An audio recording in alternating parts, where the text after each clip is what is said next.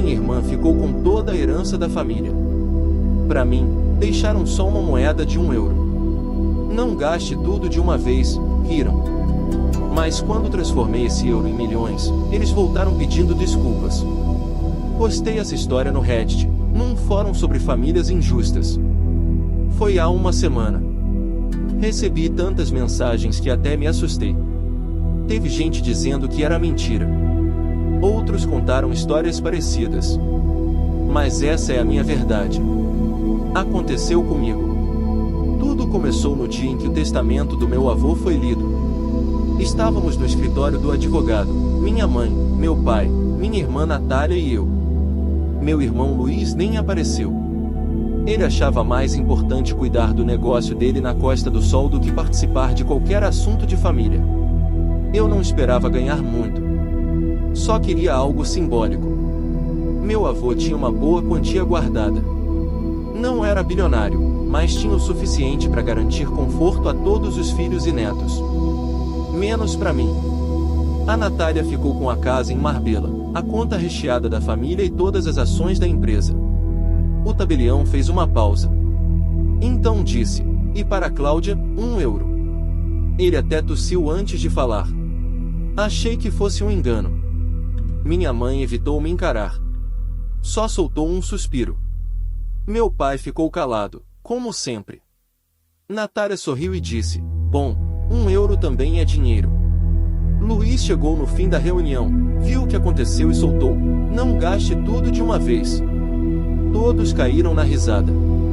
Eu não reagi. Peguei o envelope com a moeda e guardei. Qualquer sentimento, deixei para depois. Aquele momento dizia tudo. Seria mentira dizer que fiquei surpresa. Meu avô nunca me teve como favorita. Ele não era mau, só não me via como a neta ideal. Achava que sabia tudo. Para ele, quem discordava estava errado. Natália percebeu isso cedo. Sempre dizia o que ele queria ouvir. Você está certo, vovô, que sabedoria a sua, vovô. Ele se derretia. Já eu, perguntava demais. Não aceitava tudo calada. Lembro de um Natal, eu tinha uns 9 anos. Fomos à casa dele. Ele deu para Natália um urso de pelúcia gigante, quase do tamanho de uma pessoa. Para mim, entregou uma caixinha. Quando abri, era um dicionário velho. Meninas inteligentes sabem usar as palavras, ele disse. E sorriu. Naquele dia, entendi tudo. Fiquei segurando aquele dicionário velho enquanto todos riam. Nem tentei disfarçar a decepção. Aquilo me marcou. Desde então, comecei a entender meu lugar naquela família. Eu não fazia parte do jogo deles. O tempo passou. Cresci ouvindo que eu era difícil, rebelde, exagerada. Só porque não fingia ser outra pessoa. Enquanto Natália brilhava com os elogios do vovô, eu virava motivo de piada. Quando ele morreu, já imaginava que algo assim poderia acontecer. Só não achei que seria tão humilhante. Voltei para casa naquele dia com €1 no bolso. Fiquei olhando para a moeda por horas. Era pouco, mas me deu uma ideia. Vendi o dicionário velho num site de leilões. Era uma edição rara. Um colecionador pagou bem. Com esse dinheiro, comprei algumas coisas baratas para revender. Pesquisei, estudei, errei, tentei de novo. Aprendi como investir com pouco. Transformei aquele início pequeno em algo maior. Anos depois, montei meu próprio negócio online. Sozinha. Deu certo. Cresceu. Me tornei dona de uma marca conhecida. E aquele euro? Guardei numa moldura. Está na parede do meu escritório, como lembrança. Semana passada, Natália me ligou. A empresa do papai faliu, as contas estão bloqueadas e ela quer recomeçar. Fingiu surpresa quando viu minha casa, meus carros, meu escritório. Você deu sorte, disse. Eu só sorri. Depois, o Luiz me mandou mensagem. Prima, que orgulho de você. Podemos conversar sobre uma parceria? Nem respondi. Minha mãe?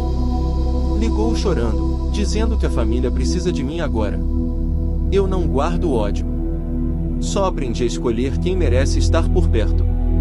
Aquele euro que riram um dia, hoje vale muito mais do que o dinheiro que eles receberam. Leia, disse ele, sem nem encarar. Minha mãe me cutucou de leve e sorriu, como se dissesse, agradece logo. Obrigada, vovô, murmurei. Não perca seu tempo com bobagens, Cláudia, respondeu ele, já virando para Natália, perguntando se ela tinha gostado do presente. Na hora, eu não entendi. Só depois tudo ficou claro. Para ele, a Natália era a neta perfeita. Sempre dizia o que ele queria ouvir, nunca o contrariava. Eu, ao contrário, tinha minhas próprias ideias. E isso incomodava. Não foi só aquele dia. Sempre foi assim. Se Natália caía, ele corria para ajudar. Se eu machucava o joelho, ele mandava eu parar de frescura. Quando ela fez 18 anos, ganhou um carro. Eu juntei cada moeda para comprar uma bicicleta usada. Com o tempo, aprendi a não esperar nada vindo dele. E no fim, foi exatamente isso que recebi, nada. Depois da leitura do testamento, ninguém tocou no assunto. Nenhuma ligação. Nenhuma mensagem. Era como se aquilo nem tivesse acontecido. Mas eu não conseguia esquecer. Quando cheguei no meu apartamento minúsculo de 25 metros quadrados, joguei o envelope em cima da mesa. Dentro, o único euro que me deixaram. Fiquei olhando para ele. Não gasta tudo de uma vez, murmurei, imitando o tom do Luiz. Ali, sozinha naquele cubículo, comecei a rir. Uma risada feia, estranha. Daquelas que saem quando você está por um fio. Porque, se eu não risse, ia acabar chorando. Não era só pela herança. Era pelo desprezo. Pela forma como agiram, como se eu não importasse. Minha conta estava negativa. Eu não tinha trabalho. Não podia errar. Era vencer ou me afundar de vez. Nos dias seguintes, mandei currículo para todo lado. Lojas, cafés, escritórios. Qualquer coisa que pagasse algo. Consegui um teste numa cafeteria. 10 horas de pé, salário baixo, clientes chatos. Aceitei na hora. No meu primeiro dia, entrou um grupo de homens vestidos como se fossem capa de revista. Ternos caros, relógios de luxo, postura de dono do mundo. Sentaram lá no fundo e começaram a falar alto sobre negócios e dinheiro. Se a empresa não fatura 20 mil por mês, nem vale começar, disse um, tomando café como se fosse champanhe. O problema não é ter dinheiro, respondeu o outro, olhando o celular, o problema é fazer ele trabalhar por você. Fiquei parada por um momento. Não porque queria ser como eles, mas porque ali, ouvindo aquilo, algo despertou. Naquela hora, voltei para casa com aquilo na cabeça. Fazer o dinheiro trabalhar para você. Irônico, né? Eu só tinha €1 no bolso. Mas aquela frase grudou na minha mente como se fosse um aviso. Abri o notebook velho e comecei a pesquisar. Assisti vídeos, li fóruns, vi histórias de gente que começou do nada e fez acontecer. Passei noites em claro tentando entender como transformar quase nada em alguma coisa. E foi assim que descobri o mundo da revenda online. Comprei uma capinha de celular por centavos num site da China e revendi por 3 vezes o valor num marketplace. Depois vieram fones baratos, suporte de notebook, garrafas térmicas. Reinvesti tudo. Cada centavo. Em 2 meses, já tinha €1.000. Ainda parecia pouco, mas para quem começou com uma moeda, era como vencer na loteria. E eu continuei. Criei uma loja virtual simples. Fiz vídeos curtos mostrando os produtos. Usei meu jeito sincero para vender. Gente que nem me conhecia começou a confiar em mim. 6 meses depois, larguei a cafeteria. Tinha renda suficiente para viver do meu próprio negócio. Em 1 ano, aluguei uma sala comercial e contratei minha primeira funcionária. Era surreal. O que antes era um único euro jogado em cima da mesa virou uma empresa com estoque, clientes fixos e lucro todo mês. Foi aí que começaram a aparecer mensagens, ligações, convites para jantar. Minha irmã Natália me mandou um áudio dizendo que queria conversar. Meu pai perguntou como eu estava. E até minha mãe disse que sentia saudades. Dessa vez, fui eu quem sorriu. Não respondi de cara. Esperei mais um pouco. Quando tive certeza de que não era só curiosidade, escrevi uma resposta curta. Estou bem. Aquele euro valeu mais do que vocês imaginam. Eu não tinha nenhum centavo me rendendo lucro. Enquanto servia cafés, eles falavam alto sobre lucros e empresas. Cheguei em casa tão cansada que minhas pernas mal aguentavam. Deitei na cama com o uniforme ainda no corpo. Mas, ao invés de dormir, abri o notebook e comecei a pesquisar sobre negócios. Não porque queria ficar rica. Só queria sair do buraco em que estava. Tentei uma coisa. Deu errado. Depois de várias madrugadas lendo e assistindo vídeos, tive uma ideia. Encontrei um curso simples sobre revenda. Pensei, isso eu posso tentar. Peguei algumas coisas paradas aqui em casa e anunciei num app de usados. 3 dias se passaram. Nada. Então chegou a notificação. Ainda está disponível? Meus dedos tremiam. Respondi na hora. Sim, claro. Vendi aquela primeira coisa por 25 euros. Era algo sem valor, mas foi a primeira vez que ganhei dinheiro sem ter que aguentar um patrão. A sensação foi boa. Comecei a procurar mais coisas para vender. Vasculhei a casa inteira. Logo, não tinha mais nada. Fui até uma feira de usados. Comprei uma jaqueta por 5 euros e vendi por 30. Depois, achei uma bolsa barata. Paguei 8 euros e vendi por 50. Foi aí que entendi. O problema não era não ter dinheiro. Era não saber o que fazer com ele. Percebi que eu podia viver sem depender de chefe. Só precisava entender o jogo. Aquilo foi só o começo. A mudança real veio depois. Quando quem me ignorava começou a perceber que eu não era mais a mesma pessoa que tinham deixado para trás. Depois dos primeiros 1.000 euros, tudo virou uma avalanche. Mês após mês, os números cresciam, 2.500, depois 5.000, depois 8.000. Minha rotina virou um ciclo: comprar, arrumar, anunciar, vender. Mas a carga era pesada. Às vezes, ficava 14 horas por dia resolvendo pedidos, respondendo mensagens e separando entregas. Até que um dia, depois de responder mais de 60 mensagens, tudo ficou escuro. Me olhei no espelho e mal me reconheci. Eu parecia um fantasma. Olheiras fundas. Exausta. Brinquei sozinha: ou contrato alguém ou caio dura. Aguentei firme por mais um tempo. Mas chegou um ponto em que comecei a perder vendas por falta de tempo. Foi ali que decidi: precisava de ajuda. Minha equipe mudou tudo. Primeiro, contratei a Ana, que cuidava das mensagens e dos anúncios. Depois veio o Dani, que organizava os envios e o estoque. Em seguida, o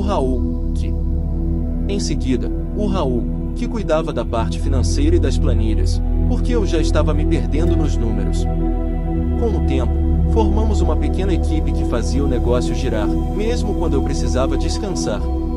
Pela primeira vez, eu tinha liberdade. Podia tirar um dia de folga sem medo. Podia dizer não para coisas que antes eu aceitava por necessidade. Era uma sensação nova. De controle. De conquista. E tudo começou com um único item usado que vendi por 25 euros. Hoje, olho para trás e vejo o quanto cresci. Não foi sorte. Foi tentativa, erro, insistência e coragem de continuar mesmo cansada. Aprendi que dinheiro não é o fim, é a ferramenta. E que, às vezes, o que parece pequeno pode ser o início de tudo. Ele fazia contato direto com os fornecedores e trazia produtos únicos. E por último, veio a Laura, que manjava muito de marketing digital.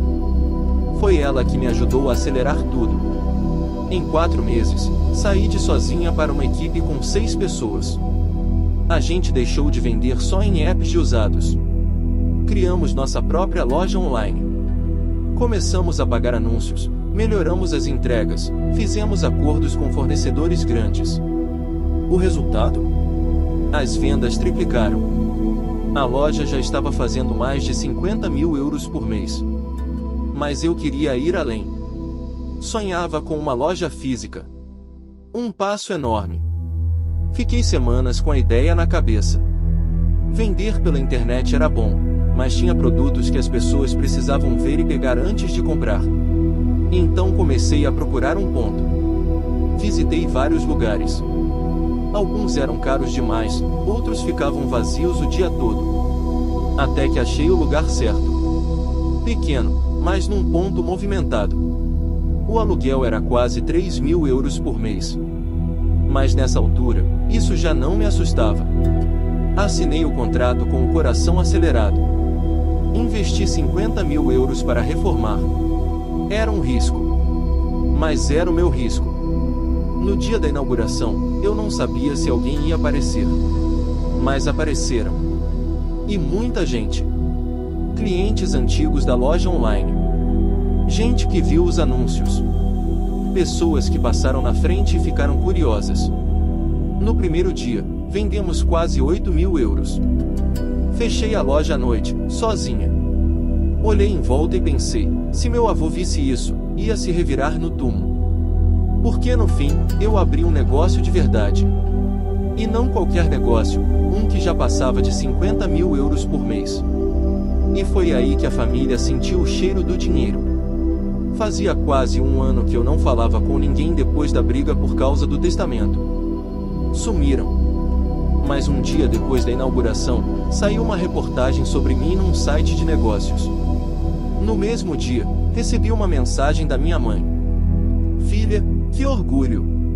A gente nem sabia como você estava. Vem jantar com a gente qualquer dia. Claro. Não sabiam de nada, até ver meu nome na internet. 2 dias depois, foi a vez da minha tia Natália. Clau, vi sobre a loja. Parabéns! Sempre soube que você iria longe. Precisamos conversar. Tenho uma ideia que pode te interessar. Engraçado, porque da última vez que a vi, ela riu da minha cara quando soube que eu tinha herdado só 1 euro. E não parou por aí. Minha tia começou a me procurar com mais frequência, sempre com um sorriso no rosto, como se nada tivesse acontecido. Ela me mandou várias mensagens, sempre com aquele papo de parabéns, sabia que você conseguiria. Mas o que ela realmente queria era algo mais. Naquela época, eu estava tão focada no meu negócio, crescendo e gerenciando minha loja, que nem dei muita bola para as tentativas de contato. Mas ela insistia. Até que um dia, durante uma reunião de trabalho, meu telefone vibrou. Era a Natália de novo, e dessa vez ela parecia realmente séria. Clau, preciso te contar uma coisa. Você não vai acreditar, mas há uma oportunidade única que pode fazer seu negócio ir para outro nível. Vamos conversar. Eu estava exausta. Não só de trabalhar demais, mas também de lidar com pessoas que só apareciam quando algo parecia bom. Mas, com a curiosidade aflorada, decidi dar ouvidos. Nos encontramos no café que ela sempre frequentava, aquele lugar chique que ela adorava. E lá, ela começou a me falar de um grande projeto, uma parceria que ela estava organizando com investidores. No começo, eu estava cética. A última coisa que eu queria era me envolver com gente que sempre me olhou de cima para baixo. Mas, conforme ela foi explicando, percebi que a oportunidade era real. E, por mais que eu tivesse dúvidas sobre a verdadeira intenção dela, eu sabia que essa chance poderia levar o meu negócio ainda mais longe. Eu só precisava decidir, confiar em quem sempre me desvalorizou ou dar o próximo passo em direção ao sucesso que eu tanto queria. Minha resposta veio naturalmente. Não deixaria ninguém me parar. Não mais. Aceitei a proposta de Natália, com um olhar crítico, mas também com um desejo imenso de crescer.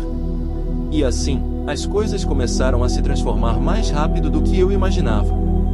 O negócio decolar foi apenas o começo. Eu me sentia cada vez mais preparada, não só para crescer, mas para enfrentar aqueles que me olhavam de longe e achavam que eu não passava de uma pessoa comum. Afinal, ninguém sabia do que eu era capaz. E isso, ao final das contas, era o mais importante. Com o tempo, o projeto com Natália começou a dar frutos. A loja cresceu, minha equipe aumentou e, finalmente, eu consegui encontrar um equilíbrio entre o trabalho árduo e os resultados que tanto almejava. Não era fácil, mas estava aprendendo a lidar com os desafios de ser empreendedora. Os dias eram longos, mas a sensação de estar construindo algo sólido me dava forças para seguir em frente. O sucesso não veio da noite para o dia, mas foi o esforço constante, as decisões difíceis e a confiança em mim mesma que me trouxeram até aqui. Minha família, que um dia me deixou de lado, começou a me procurar com mais frequência. Quando me vi na capa de uma revista local, minha mãe ligou, quase em prantos, dizendo o quanto estava orgulhosa de mim. Parecia até que todo aquele orgulho acumulado tinha finalmente encontrado um caminho. Mas a verdade é que, mais do que nunca, eu sabia que o meu sucesso não tinha nada a ver com o reconhecimento deles. Ele era meu. A construção da minha independência, da minha identidade, e o trabalho árduo que envolveu cada passo me fizeram perceber que o verdadeiro valor estava no que eu construí para mim mesma. E foi assim que, de alguém que mal conseguia pagar as contas, me tornei dona de um negócio de sucesso, com um time incrível, e com a confiança que, um dia, achei que nunca teria. O meu verdadeiro salto foi entender que, por mais difícil que fosse, eu sempre fui capaz de fazer a diferença na minha vida. A minha jornada não é apenas sobre dinheiro ou fama. É sobre superação, é sobre provar para mim mesma que não importa de onde você vem, o que importa é até onde você está disposto a ir. Agora, olhava para minha loja, para minha equipe, e para tudo que conquistei, e me dava conta. O maior prêmio de todos não era o que eu tinha conquistado, mas sim a pessoa em que me tornei para chegar até aqui. O avô, que um dia me ignorou, provavelmente não imaginaria onde eu teria chegado. Mas, de algum modo, ele também teve parte nisso. Ele me fez lutar por algo maior do que qualquer herança. Ele me fez provar que o único limite real é aquele que colocamos para nós mesmos. E, quando olho para o futuro, sei que não há mais nada que me impeça de continuar conquistando meu espaço, com coragem, dedicação, e sem nunca mais duvidar do meu próprio valor.